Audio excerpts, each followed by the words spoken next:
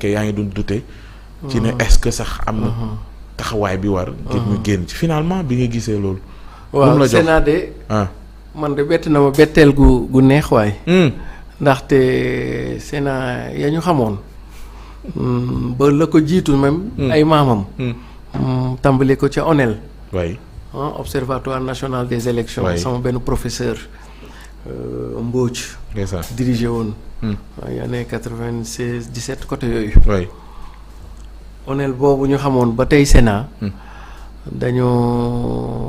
dafa ñu habitué woon bu yëf yi xawoon toll fii mu toll nii ci mbiicoog mbaaloo moom daal lu ci ëpp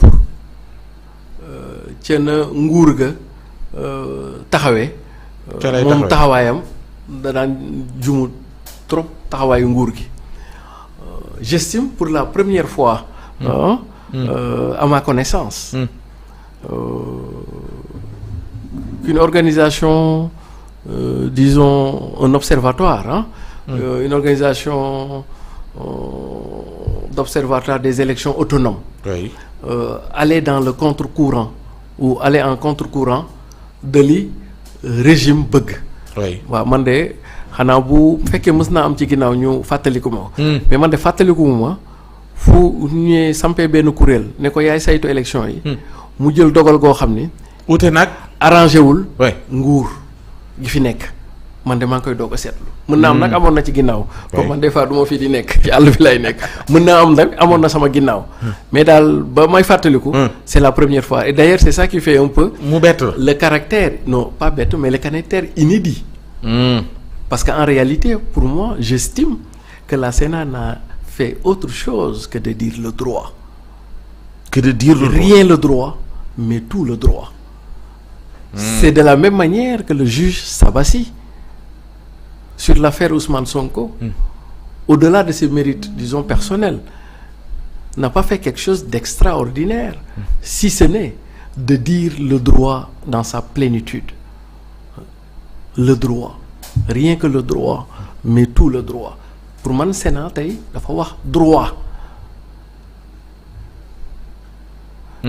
donc bett na ma mbetteel gu bànneex et d'ailleurs pour man jàpp naa ni ñoom noonu nañu war a taxawee kuréel yooyu noonu nañu war a taxawee parce que waruñu nekk ay observateurs passifs dañu war a nekk ay observateurs actifs léegi waru woon xaar ñu ko doon su ma déggee mooy waru woon xaar non mën na doon saisir non mën na xaar sax ñu koy saisir xawma seen charte yi danaa ko vérifier je pense qu'ils ont une capacité d'autosaisine oui tout à fait effectivement c'est-à-dire que lu ma bëgg expliquer foofu mooy bu mbir amee te ñoom ñu war cee addu buñ ci addu buñ ci fay bor buñ ci saraxe nañu ko àtte rek ci texte yi bu ñu wut lu neex ma sàmba bu ñu wut la neex ma demba nañ ko teg ci dëgg te en l'espèce dëgg mooy fan lan fii la loi c'est dire le droit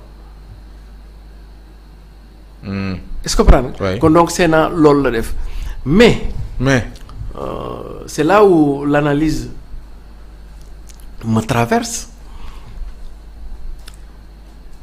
su ma ko dee analyser je le mets en corrélation avec la position de la direction générale des élections avec le quasiment évolué wu très bien moo xam ci juge Sabassi ba mu rendre décision ak la mu ca wax ba même Sénat waxee daanaka pratiquement même tontu la et je pense que la DGE jusqu'ici est dans sa logique même si on peut ne pas partager sa logique et dans sa logique parce que boo ko xoolee bu baax la DGE me semble-t-il bañul jox Ousmane fiche yi mais dafa ni Ousmane nekkul ci fichier bi j'ai comme l'impression à l'analyse que la DGE dégage ses responsabilités est-ce que comprendre nga parce que maintenant très bien maintenant sa responsabilité la responsabilité en ci lii léegi xam nga responsabilité kan la le ministre de l'intérieur j'ai comme l'impression que la DGE ne veut pas se substituer au ministre de l'Intérieur. Parce que n'oublions pas que nous sommes dans une administration publique.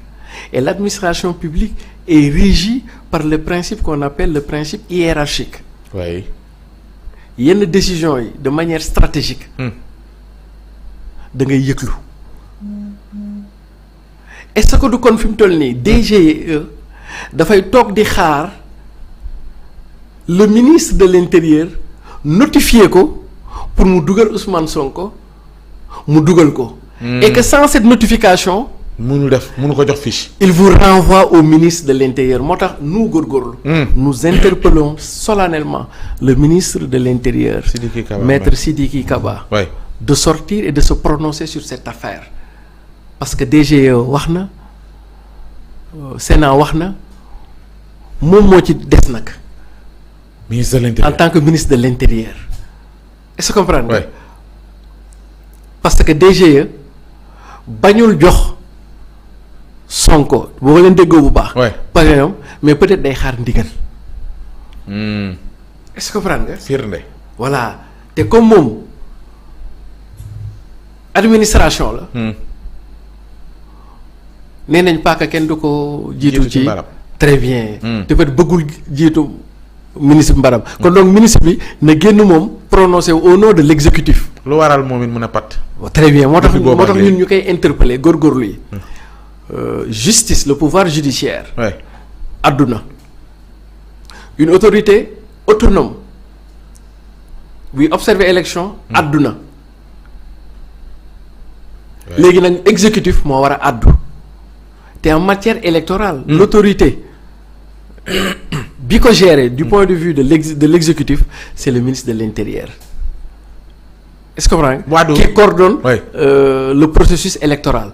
kon donc moom nay génn ginduñu wax ñu. est-ce que comprendre nga. Ouais. comme am nañ décision de justice. Ouais. organisation bi saytu affaire yi nee na. justice nee na. moom mu wax ñu ndegam ñooñu li ñu wax loolu la. wala leneen la. bu ko deful. c'est sa responsabilité il refuse sa responsabilité parce que là il y a que lui en tant que l'autorité qui coordonne et qui organise les élections. Je rappelle que le ministère de l'Intérieur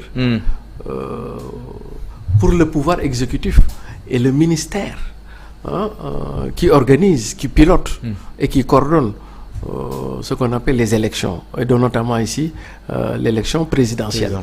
kon donc moom na maître Sidiki Kaba monsieur le ministre de l'Intérieur. nous coalition ànd nawle góorgóorlu yi à mon nom personnel Siré Sy mais au nom de notre candidat certainement on y reviendra. Serigne Mboup le président Serigne Mboup ñi ngi lay interpeller solennellement pour lii nga génn addu ci ñu xam yéen waa exécutif au plus haut sommet lan moo ci seen taxawaay ak lan ngeen ci xalaat ak lan ngeen ci dar. mais en attendant ñuy xam foofu Sénat injonction bi mu jox waa DGE au-delà de loolu am na beneen prérogative aussi. absolument mooy ndax fii la yem. très bien mooy jox Ousmane Sonko parrainage. waaw mooy li ma lay wax noonu par exemple très bien non da koy mën sax. parce que loi bi may na ko. c'est-à-dire que loolu laay lay expliquer ni DGE buggul jiitu paaka ci mbaram. di jox Ousmane Sonko fiche am. dafa mel ni comme si DGE amul problème mu jox Ousmane Sonko fiche am. mais balaa ma koo jox nañu ko bind ba pare comme justice génn na këyit. buy ordonné ñu bind ko. commission bi saytu élection yi nee na nañ ko intégré. léegi nag pour ñu intégrer ko moom day xaar kilifaam mu wax ko dara muy le ministre de l'Intérieur.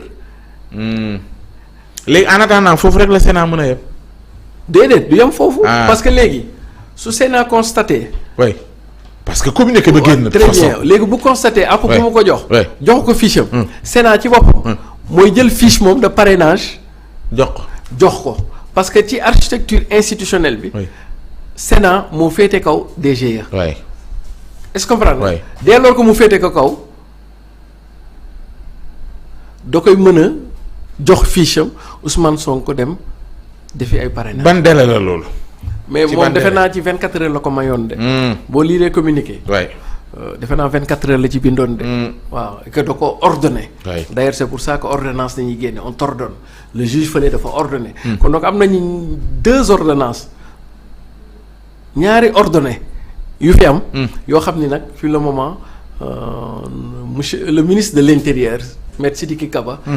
jot na sëkk nag mu génn wax ñu si on est dans la République. toujours si on est dans le principe de la séparation des pouvoirs. Si on est aussi dans la logique de l'attelage institutionnel qui fait que li Souleymane Faye di wax naan nit ki li mu gën a bañ. boobu daa fekk ku ko ëpp doole moo ko tegul. bu ko tegee mu nangu ko. mais lan moo expliquer le fait que depuis booba on a vu opposition bi bon su ma waxee opposition bi Pastef gis nañu même ku mel ni la société civile ku mel ni Alioune Tine de l'autre côté moom li mu wax mooy Thiendella Fall moom. wane na ni moom fi ñu ci toll nii mënatuñoo yaakaar ci ñoom lu organiser élection bi ñeneen ñi opposition bi ne jot na sëkk opposition bi ñu dajaloo def benn front boo xam te ni dañuy demander à ce que élection yi moom maanaam ñu waxandoo benn kan dóorandoo est-ce que gaawuñu. waaw man de waxee noonu gaawuñu. waaw man de même si je comprends la réflexion du doyen Alioune Tine mais man ci affaire bi. bu ma ko doon analyser du ma indexer le commissaire Thiendella Fall en fait. pour man il n'est pour rien c'est peut-être mooy fusible bi rek. mais courant baa nga ca biir. comprendre nga. dañ cee toll foo demander à ce que ñu jëlee ko fi. c'est-à-dire non man yaakaaru non pour man ci affaire bi. moom sax victime la ci pour man. parce que xam nga lu tax. parce que dafa war a am ku àddu moom mu doog a jëf. te moom jëfam mënul jiitu kooku àddu te kooku àddoogul mooy le ministère de l'intérieur pour ne pas dire le ministre de l'intérieur parce que ku xam état nu muy fonctionner ku xam état un peu moi j'étais dedans ku xam état nu muy fonctionner xam toute la difficulté que les autorités qui ont un pouvoir déconcentré ils sont entre le marteau et l'enclume en fait est-ce que comprendre parce que ñoom nañuy exposé mais tey jii su fekkoon ni peut-être li ma njort il ne restait que de la volonté de Thiendella te du am dara lu ko ciy fekk bu décision de justice ñëwee lële au Sénat ñëw daf koy appliquer mais en l'espèce surtout le ministère de l'intérieur qui plus disais-je am na ay niveau de responsabilité yoo xam ni un directeur général des élections sañ ñu koo jël voilà sans pour autant yëglu ca kaw sans pour autant ca kaw ñu wax ko lu leer sinon bu ko jëlee bu subaa ñu faxas ko lu leer laa lay wax. kon man pour man. bu fekkee yow topp naa sa logique kon loo bëgg wax. Sénat Doudou Ndir ses jours sont comptés. déedéet. déedéet parce que ñii sont dans le droit. mais c'est que li ma bëgg a wax waaw non c'est que li ma bëgg expliquer foofu. li ma bëgg expliquer foofu mooy Thiendella. du noonu la tudd monsieur Thiendella. Thiendella Fall. lii nii du ci mën a def dara. lu dul le ministre de l'intérieur soit mu génn ci àddu ci. ñu xam affaire yi nan la demee. ou bien il reçoit des instructions fermes. est-ce que comprendre nga peut-être que tey jii su recevoir des instructions fermes ñu ne ko dugalal Ousmane bu xëyee suba mu dugal ko. woo ko jox ko fiche am mais comme ba léegi dugalagu ko. mënees naa njort ni jotagul instruction pour mën koo dugal. léegi ñi ko ñàkk a dugal nag depuis boobu décision bi bàyyee ko lu xew. très bien moo tax ma ni la xew ci suuf très bien moo tax ma ni la.